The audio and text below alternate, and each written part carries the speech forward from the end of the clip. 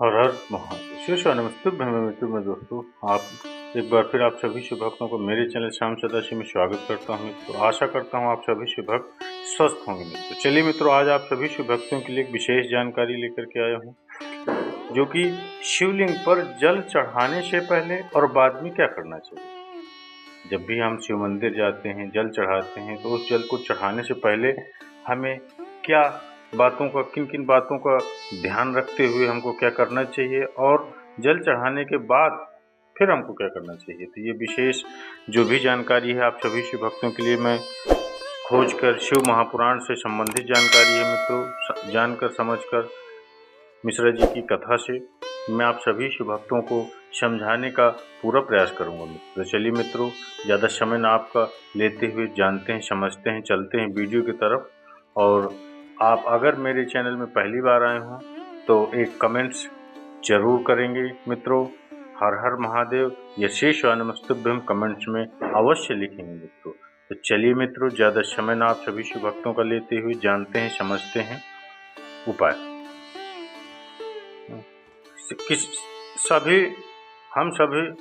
हम सभी लोगों को ये मालूम नहीं होता कि पूजन जब हम करने जाते हैं तो सबसे पहले हमको क्या करना चाहिए। भाई, पूजन करने बैठते हैं, हम किसी मंदिर में पूजन करने जाते हैं तो उससे पहले हमको करना क्या चाहिए, क्या करना चाहिए हैं? बैठते हैं तो बिना पंडित के सबसे पहला काम कौन सा होता है? तो सबसे पहला काम होता है मित्रों, भगवान को धन्यवाद देना। क्योंकि आज भी आपने मुझे इस मंदिर में आपका दीदार कराने के लिए, आपको दर्शन कराने के लिए आप मुझे यहाँ बुलाते हैं।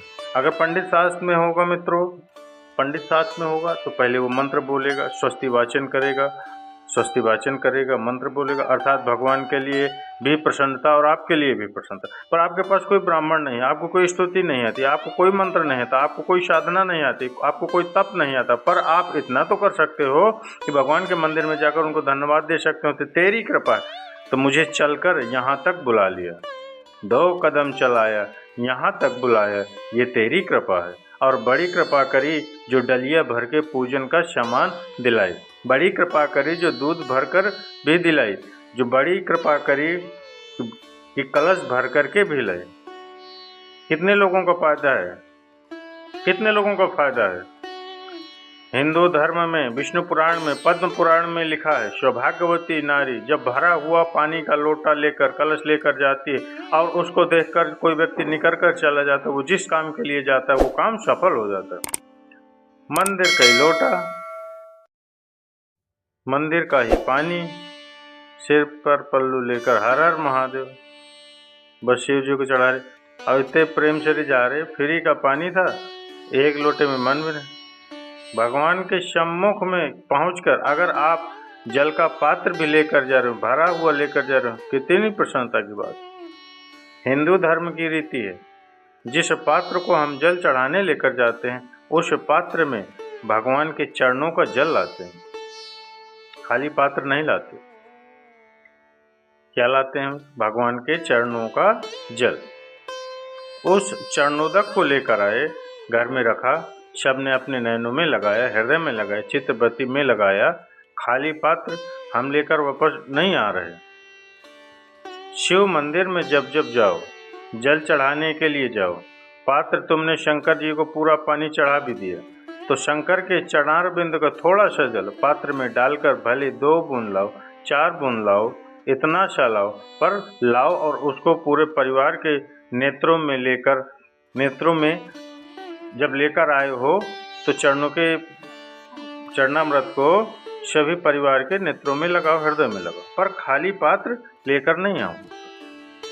जब आप खाली पात्र लेकर आते हो, पूरा जल आपको समर्पित करना है मित्र। जब आप लेकर जाते हो पूर्ण समर्पित होना चाहिए मित्र।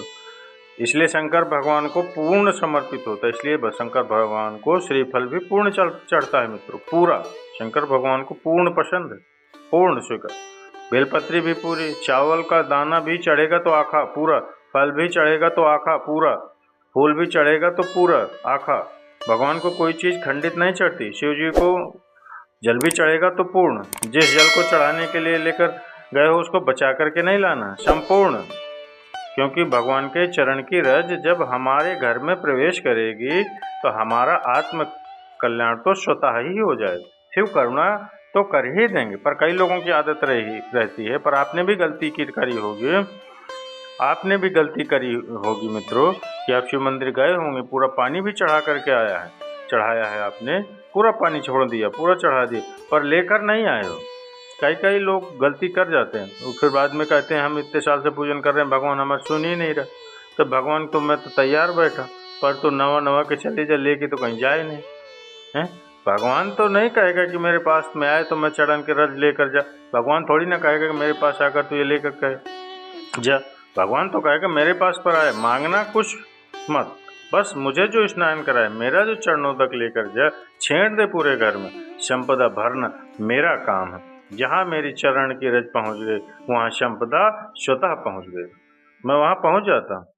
तो चरणोदक ले जा। पर लो जाते हैं लोग, पूजन करते हैं, कलश भी लेके जाते हैं, पूजन करते हैं, जल भी चढ़ाते हैं, पर आते समय खाली लेकर आते हैं। भगवान को इतना बुरा लगता है कि मेरे दरवाजे से खाली जाए तो मुझे कितना बुरा लगेगा, भगवान को कितना बुरा लगेगा। जो भी आए वो भर कर जाए, भले ही 2 बूंद लेकर आओ, पर उसमें चरणोदक थोड़ा सा लेकर अवश्य आओ। उसी तरह जल चढ़ाने के बाद हम जब लेकर आते हैं पात्र के अंदर, ये उसमें उसकी बरकत है। गर्ग संहिता में दूसरी चीज कही, उसको भी समझ लीजिए। गर्ग संहिता में कहा गया, जब आप घर से जल लेकर जाते हो भरकर, तो ये सृष्टि की जितनी नदियां हैं, पृथ्वी पर जितनी नदियां विद्यमान हैं, जितने तालाब, जितने सरोवर, जितने कुंड, जितने भी विराजमान, उन सारे तीर्थों का जल जब आप घर से लेकर निकलते हो तो वो तीर्थ का संपूर्ण जल आपके कलश में आ जाता है। और जब आप उस जल को शिव पर समर्पित कर देती हो और 2 बूंद चरणामृत लेकर जब जाती हो, तो शिव महापुराण गर्ग संहिता पद्म पुराण कहती है वो जल साधारण नहीं रहता, वो गंगा जल बनकर तुम्हारे घर को पवित्र करने के लिए पहुंच जाता, वो पवित्र गंगा जल बन जाता। उसको लेकर प्रवेश करो। हम बार बार कहेंगे भगवान के मंदिर जब भी जाओ ना, चेहरे पर प्रसन्नता होना चाहिए। किसी से मिलने नहीं जाओ ना, चेहरे पर अगर प्रसन्नता नहीं हो रही हो, ऐसे पहुंच गए ना, तो श्रेष्ठता नहीं मानी जाती। तुम तुम्हारी बहन के घर जाओ, सती मैया जलकर भस्म क्यों हुई? माता सती के भस्म होने का कारण क्या था? सती को पिता पर जितना क्रोध आया, उससे ज्यादा क्रोध सती माता को अपनी बहनों पर आया कि मेरी इतनी बहन, ये 60 की 60 बहन मेरे सामने खड़ी रही और मैं आई तो प्रेम से मुस्कुराई तक नहीं। आप किसी के यहाँ जाओ और कोई यहाँ पहुँचे और जाते ऐसे आप पहुँचे और कहा कि जी जी राधे राधे, जय श्री कृष्ण, हर हर महादेव, श्री शिवाय नमस्तुभ्यम, ओम नमः शिवाय, आपने बोला और उसके चेहरे पर प्रसन्नता नहीं है, तो ऐसे घर में जाने से कोई फायदा है क्या? नहीं। और आप किसी के यहाँ जा रहे हैं और आपके चेहरे पर भी प्रसन्नता होनी चाहिए, सामने वाले पर तुमको हो, आपको भी होनी चाहिए। मंदिर में जब जाएं, गुरु के दरवाजे जब जाएं, परमात्मा के चरणार बनते हैं जब जाएं, माता पिता के चरणों में जब जाएं, घर के बुजुर्गों के पास जब जाएं, तो तुम्हारे चेहरे पर प्रसन्नता होना चाहिए।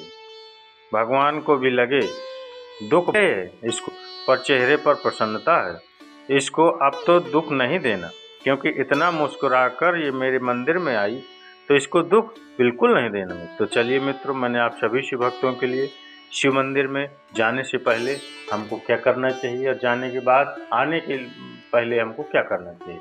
अगर ये मेरा छोटा सा प्रयास वीडियो आपको अच्छा लगा हो तो एक लाइक अवश्य करिए मित्र। चलिए मित्र, मिलते हैं अगले वीडियो, अगले उपाय। तब तक के लिए हर हर महादेव, शिवाय नमस्तुभ्यं मित्रों।